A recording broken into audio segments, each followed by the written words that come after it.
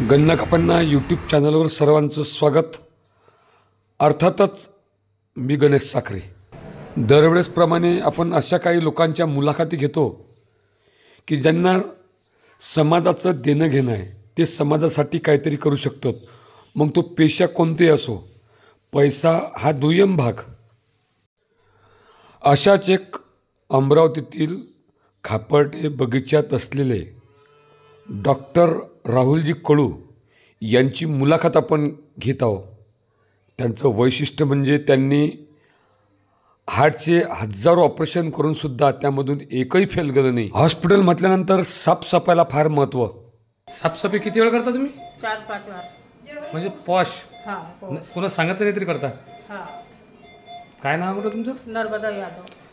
आपण जे पाहताय हा ICU हॉल। हे सर्व डिपार्टमेंट इथल्या ताई सांगतात। तुमचं नाव काय ते? अश्विनी दांगले। किती वर्षापासून आहे तुम्ही? 1 वर्ष। तुम्ही? मला झाले 2 वर्ष। तुमच्याकडे डिपार्टमेंट कोणतं आहे? कार्डियक। तुमच्याकडे? कार्डियकचा। आपका तरफ कौन सा डिपार्टमेंट है? कार्डियक का। सब तीनों जन कार्डियक पर है। हे काय आहे म्हटलं समोर? अशा किती आहेत मग मशीन आपल्याला? 10 मशीन। म्हणजे एकूण किती बसतात मग इथं? इथे 8 पेशंट फुलच राहते कधी?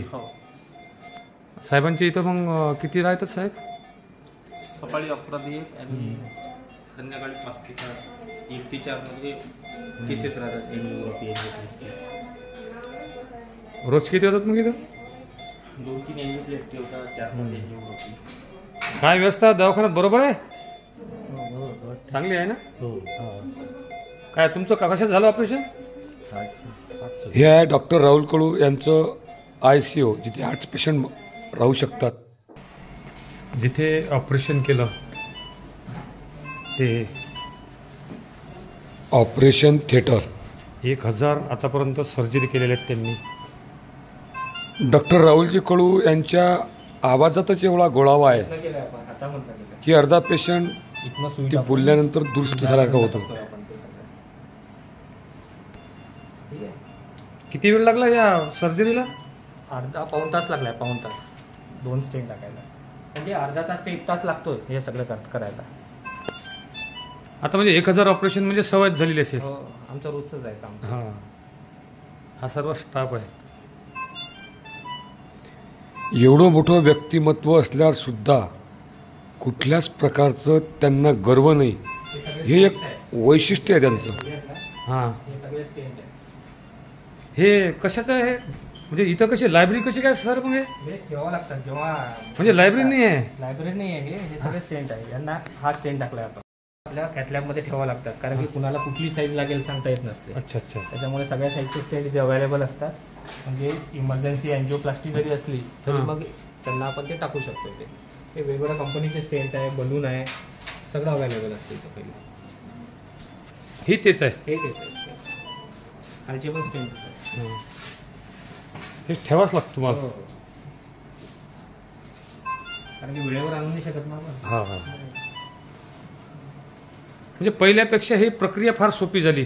पहिल्यांदा डायरेक्ट बायपास सर्जरीच करावं लागत होती मॅक्सिमम। आता एन्जिओप्लास्टीमध्ये 90% एन्जिओप्लास्टीमध्ये कव्हर होतात। काही लोकांचंच असं असतं की बायपास करू शकत नाही। ICU मध्ये एका वेळेस 8 पेशंटचा बेड आहे आपल्याकडे। कर्मचारी किती आहेत मग तुमच्याकडे? कर्मचारी भरपूर आहे, 30-35 कर्मचारी। हे आहेत राहुल कळू। मी सर्व हॉस्पिटल कसं किती पॉश आहे हे दाखवतोच। आणि इथले हे एक ठाकरे म्हणून आहेत, फार मेन माणूस आहे, हसतमुख राहते। खरंच अर्धी बिमारी हा पोरगा तशीच पळवते। आज आपण सतीश साखरे पेशंटची एन्जिओप्लास्टी केली आहे। एन्जिओप्लास्टी म्हणजे त्यांना 2 ब्लॉकेज होते, तर ते ब्लॉकेज उघडण्याची प्रक्रिया म्हणजे एन्जिओप्लास्टी केली आहे। तर आता तुम्ही इथे बघू शकता की त्यांची ही एक रक्तवाहिनी आहे। या साईडला इथे त्यांना 80% ब्लॉकेज होता आणि सुरुवातीला मायनर ब्लॉकेज होता। तर तिथे वायर टाकून बलूननी पहिले तो ब्लॉकेज उघडला, त्यानंतर तिथे स्टेंट घेतला आपण तो ब्लॉकेज कव्हर करण्यासाठी। आवाज मोठा झाला। त्यानंतर त्या स्टेंटला उघडलं आहे आपण. असं स्टेंट म्हणजे काय, एक स्प्रिंग असतो, तो ब्लॉकेज उघडतोय. नंतर त्या स्टेंटला परत बलूननी उघडलं आहे, म्हणजे तो स्टेंट व्यवस्थित ओपन झाला पाहिजे म्हणून. आणि त्यानंतर ही रक्तवाहिनी बघा, ही पूर्ण सरळ झाली आहे एकदम. म्हणजे अगोदर तिरपी होती का ती? तिरपी म्हटल्यापेक्षा इथे ब्लॉकेज होता. जसं इथे बघू शकता तुम्ही, हे दिसते इथे बारीक झाली आहे रक्तवाहिनी. आणि आता स्टेंट टाकल्यानंतर ती एकदम सरळ होऊन गेली आहे, म्हणजे तो ब्लॉकेज उघडला आहे, रक्तपुरवठा व्यवस्थित सुरू झाला आहे. तसंच हृदयाच्या उजव्या साईडची जी रक्तवाहिनी आहे, जिला RCA म्हणतो, तिच्यामध्ये पण इथे ब्लॉकेज होता. तिथे पण एक स्टेंट टाकलाय. हा स्टेंट आहे.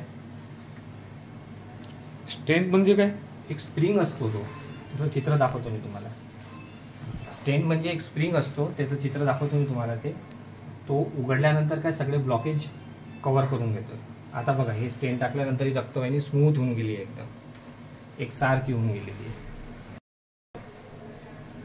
जाळी म्हणतो आपण त्याला.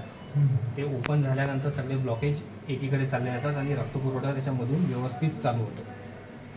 या सगळ्या प्रक्रियेला अँजिओप्लास्टी म्हणतो आपण. असे आतापर्यंत तुम्ही डॉक्टर साहेब किती ऑपरेशन झाले असतील तुमच्याकडे? 1000च्या वर. काही सर्व सक्सेस? सर्व सक्सेस. काही क्रिटिकल पेशंट असतात अटॅक आल्यानंतरचे, अशा लोकांमध्ये रिस्क असते. रिस्क म्हटल्यापेक्षा काय जीवाला धोका असतो करताना. तर मग अशा यामध्ये वेगवेगळ्या टेक्निक वापरून आपल्याला करावं लागतं. ते अशा प्रकारचे कोणते कोणते ऑपरेशन तुम्ही तुमच्या हॉस्पिटलमध्ये करता? एक अँजिओग्राफी करतो आपण, अँजिओप्लास्टी करतो, नंतर पेसमेकरचं ऑपरेशन करतोय, नंतर हृदयामध्ये जे लहान मुलांचे छिद्र असतात त्यामध्ये डिव्हाइस टाकण्याचं ऑपरेशन आपण आपल्या इथे करतोय.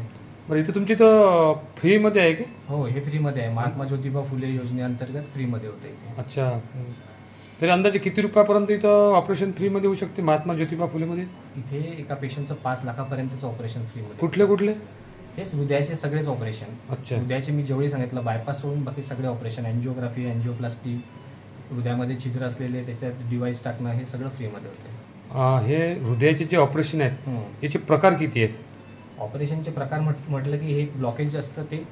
दुसरं, एखाद्याचं हृदयाचे ठोके कमी असतात म्हणून पेसमेकर टाकावं लागतो आपल्याला. मग एन्जिओग्राफी, बायपास सर्जरी म्हणजे काय आणि एन्जिओग्राफी म्हणजे काय? बायपासमध्ये काय ओपन हार्ट सर्जरी आहे. ओपन हार्ट सर्जरी म्हणजे काय, छाती ओपन करून तिथे दुसरे ग्राफ्ट्स लावतात. आणि हे सध्याचे यामध्ये आपण हातातून सुई टाकून ब्लॉकेज उघडतो. ही सिंपल प्रक्रिया झाली आणि ती मोठी प्रक्रिया झाली. त्या मोठ्या प्रक्रियेत ते केव्हा करावं लागते? ते जेव्हा ब्लॉकेज खूप क्रिटिकल असतात, तिन्ही रक्तवाहिनीमध्ये असतात, जिथे अँजिओप्लास्टी करू शकत नाही आपण, अशा ठिकाणी आपल्याला ते करावं लागते. धन्यवाद डॉक्टर साहेब. विशेष म्हणजे इथे पार्किंगची व्यवस्थासुद्धा खूप आहे. जवळजवळ 100 गाड्या सहज बसू शकतात अशी ही पार्किंगची व्यवस्था. मुलाखत देताना मी एक डॉक्टरमध्ये अनुभवलं, एवढे मोठे शिकलेले असल्यावरसुद्धा चांगल्या मराठीत समजून सांगताना कमी इंग्लिश शब्द वापरले, हेच त्यांचं मोठेपण आहे.